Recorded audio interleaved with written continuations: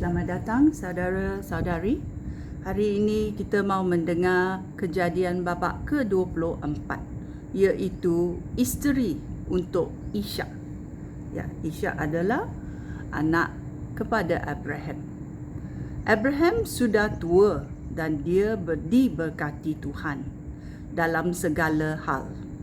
Pada suatu hari, dia berkata kepada hambanya yang paling tua, ya, dua orang tua berbual-bual yang menguruskan segala hal bendanya. Letakkanlah tangan kamu di antara pangkal peha aku dan bersumpahlah.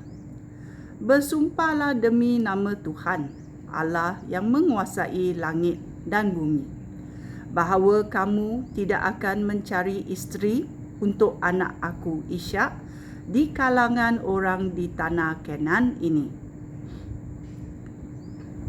Kamu harus kembali ke negeri tempat kelahiran aku untuk mencari isteri baginya di kalangan saudara mara aku. Ayat 5, tetapi hambanya itu bertanya, bagaimanakah jika gadis itu enggan meninggalkan rumahnya untuk datang bersama saya ke negeri ini? Haruskah saya menghantar anak tuan itu kembali ke negeri asal tuan? Abraham menjawab, jangan sekali-sekali hantar anak aku ke sana. Tuhan Allah yang menguasai langit sudah membawa aku ke sini dari rumah bapa aku dan dari tanah saudara mara aku. Dia sudah bersumpah kepada aku bahawa dia akan memberikan tanah ini kepada keturunan aku. Dia akan mengutus malaikatnya untuk menolong aku, supaya di sana kamu boleh mendapatkan seorang isteri untuk anak aku. Jika isteri itu enggan mengikut kamu, maka kamu bebas daripada sumpah ini. Tetapi jangan hantar anak aku ke sana, walaupun apa pun yang terjadi. Kemudian hamba itu meletakkan tangannya di antara pangkal peha Abraham, tuannya. Lalu dia bersumpah untuk melakukan apa yang diminta oleh Abraham. Hamba yang mengurus harta benda Abraham itu dengan 10 ekor unta yang mengangkut berbagai-bagai barang berharga daripada tuannya, berangkat ke kota tempat tinggal Nahor semasa hidupnya. Tempat itu terletak di bahagian utara Mesopotamia. Apabila dia tiba di sana, dia menghentikan unta-unta itu supaya berehat dekat sebuah perigi di luar kota.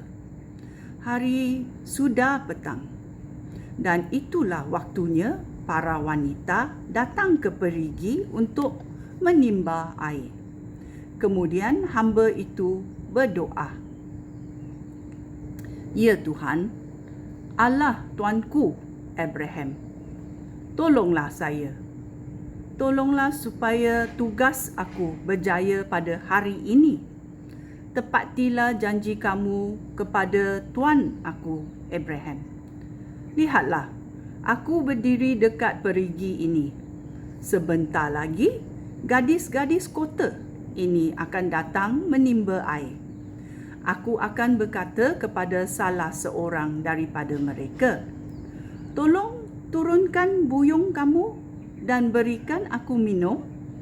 Jika dia menjawab, minumlah, dan unta-unta tuan juga akan aku beri minum. Semoga dialah orang yang sudah engkau pilih untuk hamba kamu Ishak. Jika hal itu berlaku, aku akan tahu bahawa engkau sudah menepati janji kamu kepada tuanku Abraham.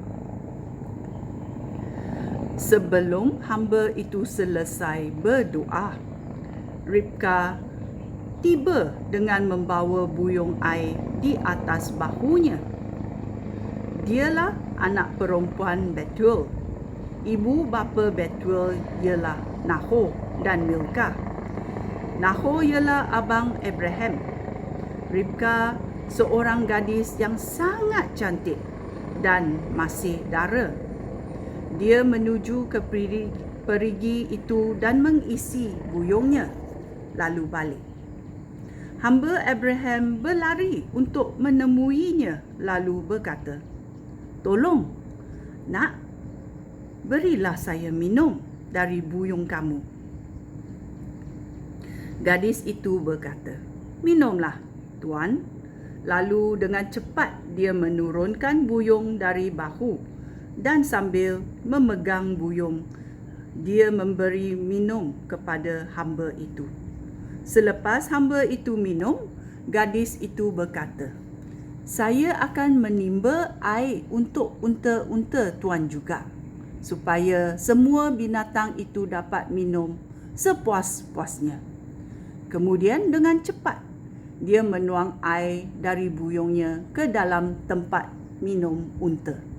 Lalu dia berlari balik ke perigi untuk mengambil lebih banyak air sehingga semua binatang itu puas minum. Sementara itu, hamba Abraham masih memperhatikan gadis itu tanpa berkata sepatah pun. Dia ingin tahu sama ada Tuhan menjayakan dia untuk menjalankan tugasnya atau tidak. Setelah semua unta minum sepuas-puasnya, hamba Abraham mengambil perhiasan emas yang berharga lalu mengenakan pada hidung gadis itu dan menyarungkan 2 gelang emas pada lengannya. Kemudian hamba itu berkata, "Tolong beritahu saya siapa bapa kamu. Adakah tempat bermalam di rumahnya untuk saya dan semua orang saya?" Ayat 24. "Bapa saya Betuel, anak Nahor dan Milkah," jawab gadis itu. "Di rumah kami ada tempat bermalam untuk tuan dan juga banyak jerami serta makanan ternak." Kemudian hamba itu berlutut dan menyembah Tuhan. Dia berkata, "Pujilah Tuhan, Allah tuanku Abraham. Tuhan setia dan menepati janjinya kepada tuanku Abraham. Dia memimpin aku langsung kepada saudara mara tuanku." Gadis itu berlari ke rumah ibunya dan menceritakan segala peristiwa itu. Ribka mempunyai seorang abang yang bernama Laban. Dia mendengar cerita adiknya tentang apa yang dikatakan hamba itu. Dia juga nampak perhiasan pada hidung adiknya dan gelang emas pada lengannya. Oleh itu Laban berlari keluar rumah untuk menemui hamba Abraham yang masih berdiri dekat perigi bersama unta-untanya. Laban berkata, Tuan, orang yang diberkati Tuhan, janganlah tinggal di luar. Marilah ke rumah kami. Kami sudah menyediakan bilik untuk Tuan dan juga tempat bagi unta-unta Tuan." Hamba itu mengikut dia lalu masuk ke dalam rumah. Laban menurunkan beban unta, lalu memberikan jerami dan makanan kepada unta-unta itu. Kemudian dia membawa air pembasuh kaki untuk hamba Abraham dan semua orangnya. Apabila makanan dihidangkan, hamba itu berkata, "Saya tidak akan makan sebelum menyampaikan pesan yang saya bawa." Laban berkata, "Silakan, katakanlah." Ayat 34. Oleh itu, hamba Abraham mula bercakap. Katanya, "Saya ini hamba Abraham. Tuhan sangat memberkati tuan saya. dan menjadikan dia kaya raya. Tuhan sudah memberikan kawanan domba, kambing, lembu, unta, keldai, juga perak, emas serta hamba lelaki dan hamba perempuan kepadanya. Sarah, isteri tuan saya, telah melahirkan seorang anak lelaki ketika umurnya sudah lanjut. Tuan saya sudah mewariskan segala hartanya kepada anak itu. Tuan saya menyuruh saya berjanji dengan sumpah supaya mentaati perintahnya. Katanya, janganlah pilih isteri untuk anak aku di kalangan gadis-gadis di tanah Kenan ini, melainkan di kalangan saudara mara puak bapa aku. Pergilah ke sana dengan segera. Saya bertanya kepada tuan saya, bagaimana jika gadis itu enggan mengikut saya?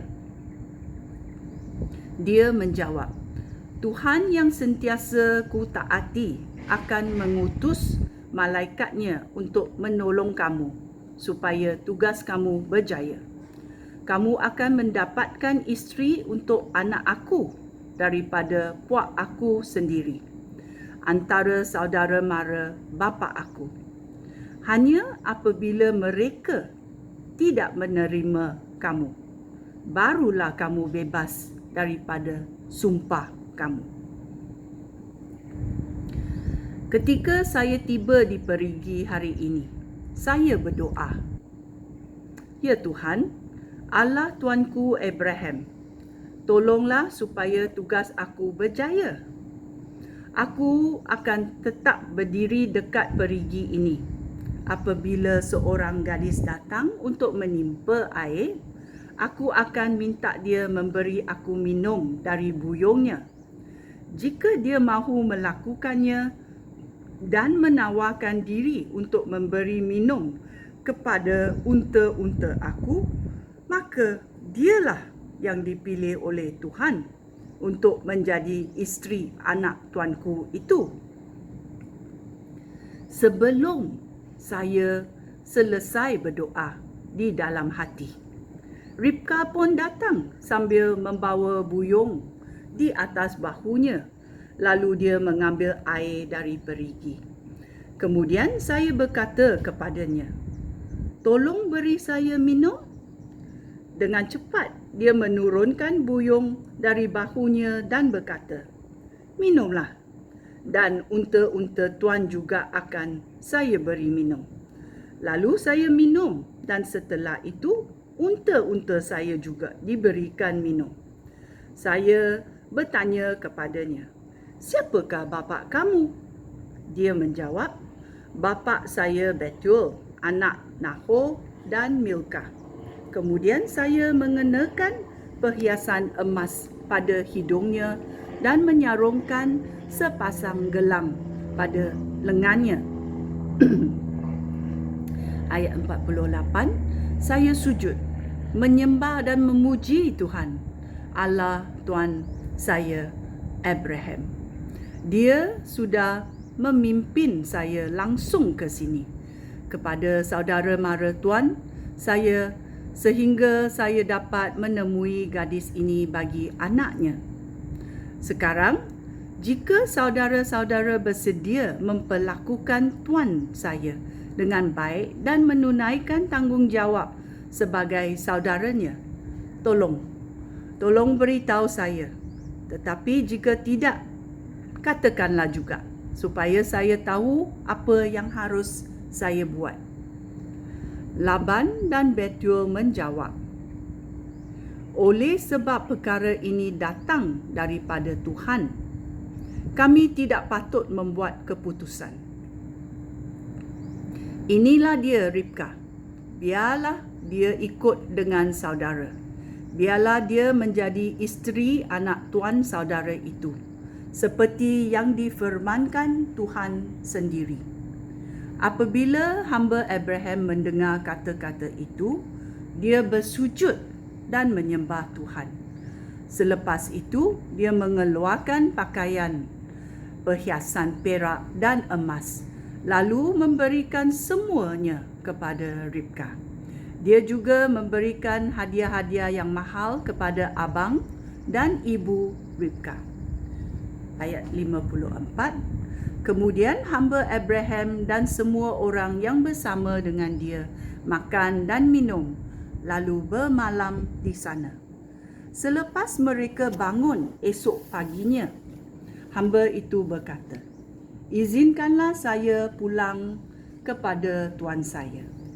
Tetapi ibu dan abang Ribka berkata, "Biarlah Ribka tinggal bersama dengan kami selama seminggu ataupun 10 hari lagi. Selepas itu, bolehlah dia pergi." Tetapi hamba itu berkata, "Janganlah tahan saya. Tuhan sudah membuat perjalanan saya berhasil. Izinkanlah saya pulang kepada tuan saya." Mereka menjawab, "Marilah, kita panggil Ribka dan tanyakan pendapatnya." Mereka memanggil Ribka dan bertanya, "Maukah kamu ikut orang ini?" Gadis itu menjawab, "Ya, saya mahu." Oleh itu mereka mengizinkan Ribka dan inang pengasuhnya pergi dengan hamba Abraham dan semua orangnya. Mereka memberkati Ribka dengan kata-kata ini, "Semoga kamu, Ribka, menjadi ibu kepada berjuta-juta orang. Semoga keturunan kamu menaklukkan kota-kota musuh mereka." Kemudian Ribka beserta wanita-wanita muda yang menjadi hambanya bersiap-siap, lalu menunggang unta dan berangkat bersama dengan hamba Abraham. Sementara itu, Ishak sudah datang